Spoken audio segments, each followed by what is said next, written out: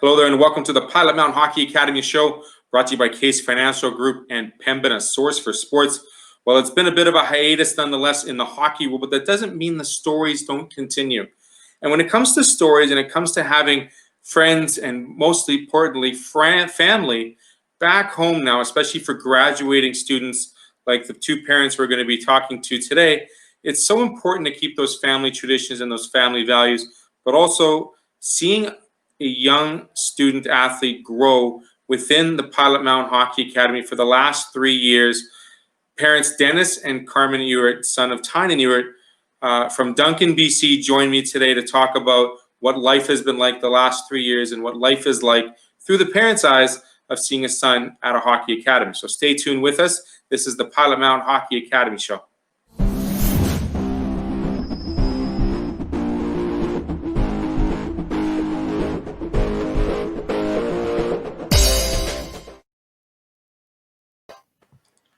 We welcome Carmen and Dennis Ewart from Duncan, BC. 2 hours difference, so they're getting a little bit more sunshine in Duncan. How is it back home? What's life been like in British Columbia the last 3 or 4 months with everything going on for both of you? It's been quite different. Everything's been shut down. We've both still been working. I'm a nurse, so I've been in the thick of it. But the town is very quiet. It's just starting to open up. And Dennis, for yourself, what's life been like for you knowing your son's been home for the last 3 months? You been helping around the house, or is he just an extra mouth to feed? He's actually got a job, so he's been. Oh wow! He's been working full time at Canadian Tire and doing his workouts and staying busy that way. Was that something he put on for himself, or was that something that was more imposed by the both of you? The workouts? No, the working. Oh, the working? No, he wanted to work. He bought himself a car, so we helped him pay for it, and he's going to be paying us back slowly. So I've never known Tynan to be one that sits on his laurels much. He is a go-getter, and he definitely has done so in the last 3 years in the Hockey Academy. I have to ask both of you, when it comes to finding out or learning about Pilot-Mound, did you even know Pilot-Mound existed, or how did you even find out about the Hockey Academy when you first started thinking about sending Tynan to an academy program? No, we never really heard of Pilot-Mound. It all came about when we started looking for options for him to play midget hockey. His Pee-wee coach told us about Rod being his coach when he was at Notre Dame. We were going out to Notre Dame for a skate and decided that we'd see what Pilot-Mound was all about. So what were your first thoughts of seeing the population of close to 800 in Pilot-Mound, southwest Manitoba? I grew up in a small town, 1,500 people, so it's a little bit smaller than where I live, but had basically the same sort of amenities and stuff like that. So it wasn't too different for me anyway. So you were able to relate to Tynan knowing that he'd be going to a smaller community. How big is Duncan compared to Pilot-Mound? I think Duncan's 40,000 people. Okay. So a little bit bigger, obviously. Carmen, I have to ask you this. Seeing your son go away, were you a little bit sad? A little bit. My dad reminded me that I cried the first year when we drove away from town. But we had Tynan live away for 2 years before he went out to Manitoba. And I actually found that transition harder, even though originally he was only an hour away. I thought, what have I done? What kind of parent does that with their son? But so I think the transition for me to Manitoba was quite a bit easier because I'd been used to him being out of the house anyways. So he first season in, he's the young kid on the squad. How was that conversation between the two of you and him when it came to, having those conversations about his school and his hockey life his first year in Manitoba? That wasn't too difficult. He knew what to expect and our expectations of him. He's not, like you said, he's a kind of a go-getter, and he knew that hockey was what he wants to do in his future. And if he didn't keep his school work up, that probably wouldn't continue too long. Absolutely. No, it's one thing that they definitely thrive on in that community, in that sense of academies where you have to have your academics in line with your athletics. Was that something that attracted you to that style or that academy fitting in Pilot-Mound? Yeah, it's I mean, he wants to play at a college or a university down in the States, so he knew that schooling was as important or probably more important than the hockey side of it, that he would get down there based on his hockey. But if his schoolwork didn't stay where it was, that's might not happen. It So was over the something, last, go ahead. it was something also that the academy, one of the main things they kind of reinforce, that it's an education as well. Like you can't just come here and not do the schoolwork. We have expectations that you're going to put certain things into the program to get what you want out, and you're not going to go on the ice if you don't complete your schoolwork. So it was just kind of a reinforcement for us that they did care about all aspects of the student athlete. In the 3 years you see in Tynan going back and forth home into school, comment on his maturity level, how it's grown so much. Start with Carmen, because as a mom, like you see your son go away and you see that maturity change more so each time he comes back home. Describe to me how that was for him the 3 years he was away. I think he shows more responsibility in pitching in around the house. He still needs a little reminder, but there's definitely kind of this, it's not a feeling of entitlement. It's kind of a feeling of participating in the family, giving back, being thankful for the opportunities he's had, and wanting to kind of help out where he can. I mean, his room's still sometimes messy. He still wakes up in the morning and says, "What's for breakfast?" And I said, "There's no dorm for you. You got to create yourself." So, but there's still kind of that. I get a sense that he's really trying to contribute to the family and be responsible. Sure. Third, yeah.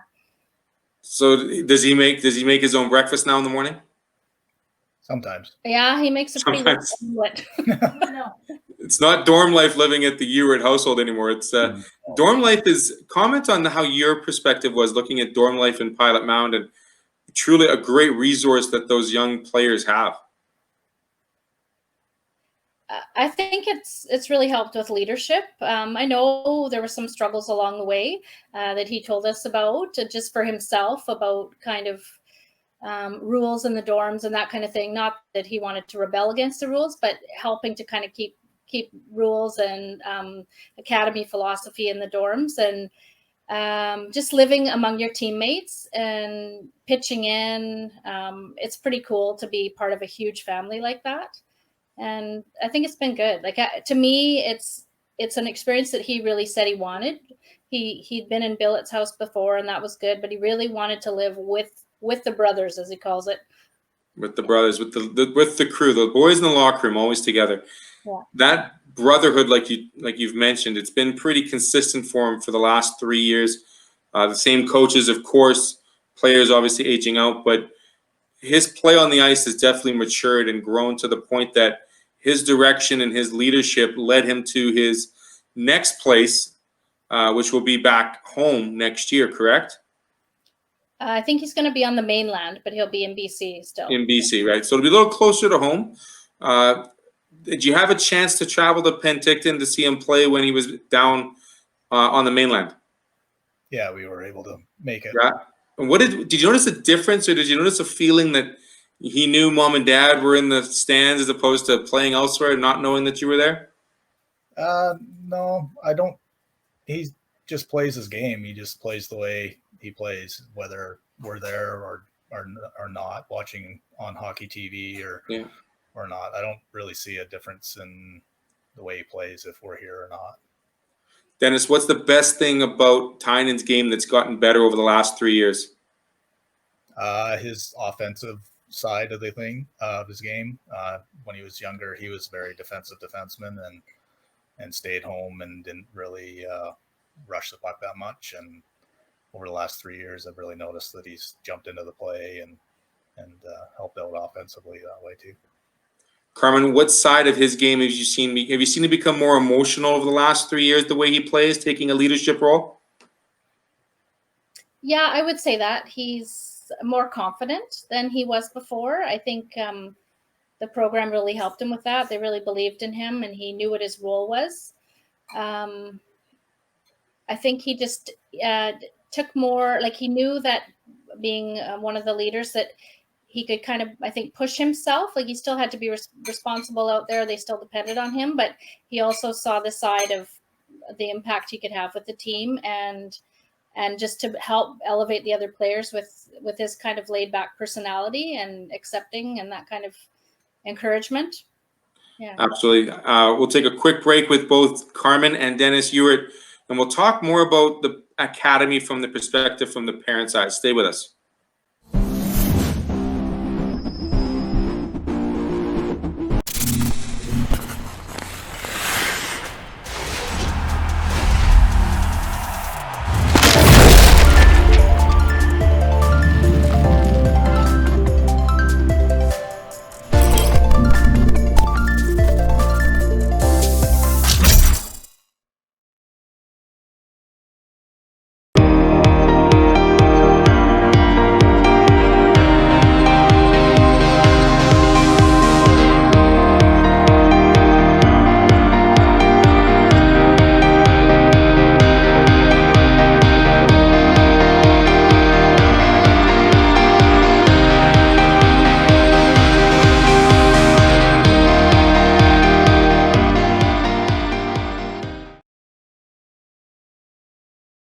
A lot of time talking about Tynan. Let's talk about the two of you now. What attracted you to say, you know what, Pilot-Mound Hockey-Academy was a good fit for our son to go? When we went out for our skate, I just like the fact that the school side of it. We went out and skated for, well, we were only supposed to skate for 1 day, and we ended up staying for 4. And during some of the practices, I know that the season had basically been over after the playoffs for the kids, but even though they were a little bit behind in their schoolwork, they weren't allowed to practice until they got caught up. They were just heading to Minnesota, and Rod and Rick basically said, if you're not caught up, you're not going on the bus. And that kind of helped me a lot with knowing that his schoolwork was going to be taken care of. And Carmen, for yourself, what attracted you the most, knowing that you had Rod being that stern with the student athlete perspective of it? What else really interested you most, knowing that Pilot-Mound Hockey-Academy was a good fit for Tynan? Well, I didn't go out the first year when they went to see it, prior to him going to attend there. So I did my research. I listened to what Dennis and Tynan both had to say, but I also found a little TV series on TV from CBC called Still Standing, and they did an episode on Pilot-Mound, and I watched that, and I thought the whole fact that the community took a rink apart way up in northern Manitoba and brought it down and rebuilt it, and all that community feeling, to me, I watched it, I think I cried, and I said, he has to go there. Like, it's about everything. That whole town is around the Millennium Complex, and everyone pitches in, everyone volunteers, from the Zamboni driver to the concession. Like, it's just really the roots of the town. And so for me, that was really important, being in a small town and having that whole philosophy around you all the time, not just in hockey. So, and then of course, getting to know the Collins family. They're a family. Like, you didn't send your kid away to a hockey academy. You sent him to live with a family and the owners of the academy all had sent their children at some point away years ago to go to hockey boarding school. So for me, it was like they knew what they were doing, and they wanted to kind of broaden their family and share what they knew with other families. The pedigree of the Collins family truly helps out, knowing that they've, like you said, I mean, Rod spends a lot of time in his Washington. Delaney's involved with the family. Still, she helps out a lot. And it is a community where you could call Pilot-Mound Cheers, because everybody knows your name and everyone knows what your business is, which is a good and a bad thing. But for the boys in the locker room and the group that's well tight-knit over the course of their season, so many great resources. Like Dennis, you mentioned the school, and Carmen, you mentioned the Millennium Complex, which is a fantastic story, and it's an absolutely beautiful facility for southwestern Manitoba. What stories, when Tynan comes back, Christmas or at the end of the year, what stories does he really highlight on, telling you? Does he sit around a campfire and tell you one great story? And if you do have one, then what would it be? It's usually about the guys at the dorms just having fun. They do pranks on each other, and that's he tells us a lot of stories about crazy things that they've done to each other, and just having a whole pile of fun being a team. Very good. Carmen, I have to ask you this question. Having him home the last 3 months, has it been nice to see him and spend more time with him? Or do you wish that he was still having an opportunity to be back with his graduating class? And do you know if he misses graduation? Yeah, he's gonna miss it. He's been talking a lot lately to some of the alumni players that traditionally, I think what's happened over the years is some alumni Buffaloes come back and they kind of are there for grad and go to the party with the players that are gradding for this year.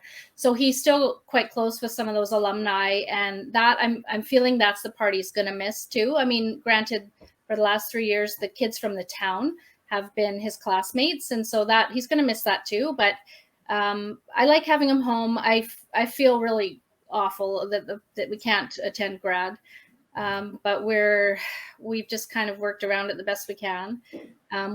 We would have had to, of course, go for 14-day quarantine first and then do the modified grad. So it was kind of a family decision that it wasn't going to work out. But I hope to get him back one day for sure, to meet up with his alumni and to also be able to see the high school kids that he met over the years and the teachers that are a huge part of his life. No doubt. Has he become more accustomed to, I mean, he's working, he's got a car now, he's finishing school, he's probably written all of his exams. I mean, go-getter is an understatement, but his workouts on top of that, I mean, does the kid have a chance to sleep at all? He doesn't sleep very much. He's up a lot. And it's not because of gaming, not because of the video gaming or it's because he's so busy with everything else, which is so important. I mean, but that's just who he is, right? Like, he's just a go-getter. Yeah. We finally were just able to find him some ice here last week. He started up with a chance to go out on the ice. So, because that was the biggest downfall for him when he was seeing that it was opening up in Winnipeg and starting to open up in Saskatchewan. He was in Europe's been open, and he keeps telling me, I'm leaving, I'm going to Europe. So we've been able to kind of hold him back and remind him that it's going to happen here. It's just BC's had a little more of a crisis. So yeah, we'll get back. I'm sure he won't forget how to skate. You might have to do a little bit more of a little more backwards edging and whatnot when he gets back on the ice. But the last part of this conversation I want to have with both of you is, as an academy, you look at the idea of the mentorship of a student athlete. The preparation is so key to get to the next level. And I've talked to parents and coaches before about this. Through your eyes, how does Pilot-Mound really prepare that student athlete for the next level? I mean, of course, Tynan has aspirations to go collegiate-wise, U.S. He's playing in the mainland this year to, for a bit of a, to increase and to improve his skills. How does that academy truly provide that preparation for the player?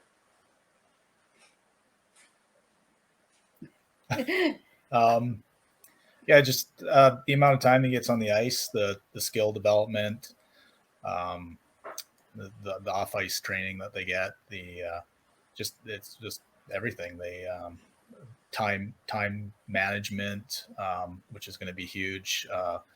Maybe not so much in junior, but once he gets back, if he gets a college scholarship, that he's going to have to get back into figuring out how to do things and do all his practices, work out, get those grades and classwork all done.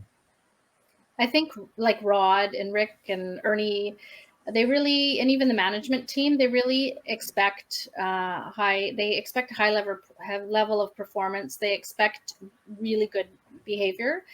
We saw that when we traveled and met the team on the road. Lots of compliments from other people in the hotels. Rod, anytime he was around, he runs a tight ship. When he was around the first few years on the road with them, that was evident. And just the kind of philosophy around that to get to the next level, it's more than just what you do on the ice. There's a huge amount of respect that has to happen. And in order for the academy to promote you, you have to put your good side forward. And I think that they prepare you in all aspects, not just the skills on the ice, but also as a human, because hockey only goes for so long, and then you have to live in the real world too. So that's They really do. They make a whole person out of you, and they pride themselves on that. Yeah. That's absolutely correct. I mean, the whole person, that life skills, if they could teach 4 years of life skills in high school, I think that'd be a great program Yes. for every kid, not just hockey players, but I mean, everybody. Were you able to check out the championships in March this past year? Yes. You guys were both down there? Yeah, Yeah. we both. Yeah, that was our first choice of holidays and stuff, so we weren't going to miss that. How, speaking of not missing that, the fortunate opportunity to have that finish before all the rinks got shut down or closed down for this pandemic.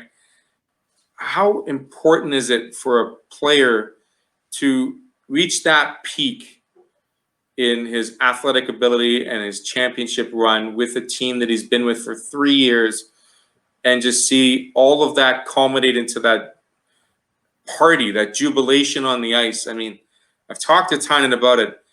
He's so humble, yet you could see he was so excited to talk about it. First off, where did he get his humbleness from? Both of you, or just one of you? From Dad, okay. As Carmen points out, okay. But also that the pride of never giving up. Tynan never gave up. He would always push himself, try to give words to his teammates to motivate them. Where did that come from between the two of you? Probably Dad. Yeah, probably through my hockey too. I was basically the same type of player. I'd do anything, play through injuries, whatever it took to help the team accomplish the team goals. That was the hard part for me. I don't know if you know, but Tynan got a bit hurt in that last game. Yeah.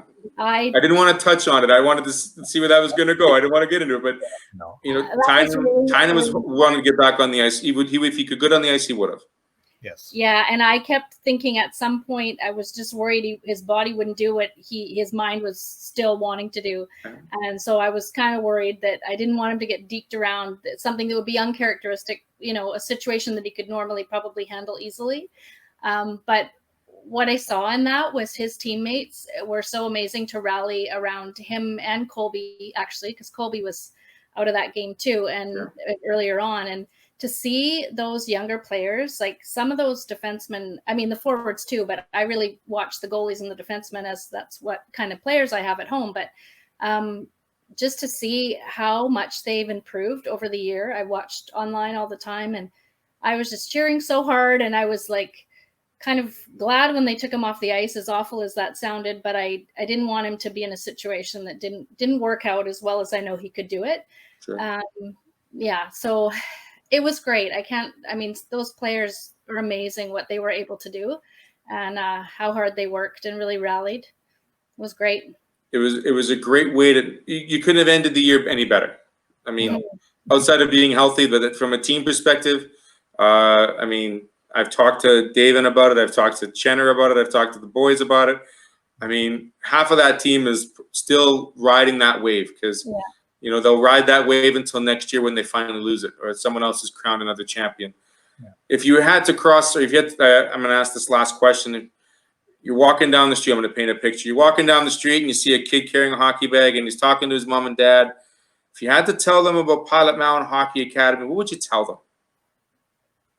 We've talked to several people, just everything, the extra ice, the school, the teachers that help out. They go way above and beyond to help the kids make sure they get their schoolwork done. The staff, everybody, the coaching, the cooks, the dorm parents. We just tell them everything we can about Pilot-Mound. I think for me, I spent some time with a couple of the new moms last year when I took Tynan out there. And what I wanted to enforce to them is that the owners of the academy, they're family. You go in the hotel, you meet the daughter of one of the owners of the academy who's working in the hotel, and another person working in the bar, and it's one family. I said, see, this is the family, and this is the bus driver. Like it's all one big family. Even if they're not directly Collins, they're still part of this larger family. So to me, it was about that I wanted to really reinforce to people, that you're not sending your kids just away to some school with 12 boys teams. You're sending them away to one team of male players, and it's a family that's taking care of them. And each kid gets individual attention, skill-wise and emotional, academic support, everything that they need. And they want every single one of those kids to be successful, not just the 3 or 4 that the money makers of the team. It's all about the team atmosphere. Yeah. Well, Tynan definitely matured on the ice. Watching him play over the last 3 years has been truly a blessing. Being a defenseman myself, watching him play, just how impressive he was this year, controlling his play on the ice and working with his younger teammates. That defense core, like you said, Carmen, pretty impressive this year.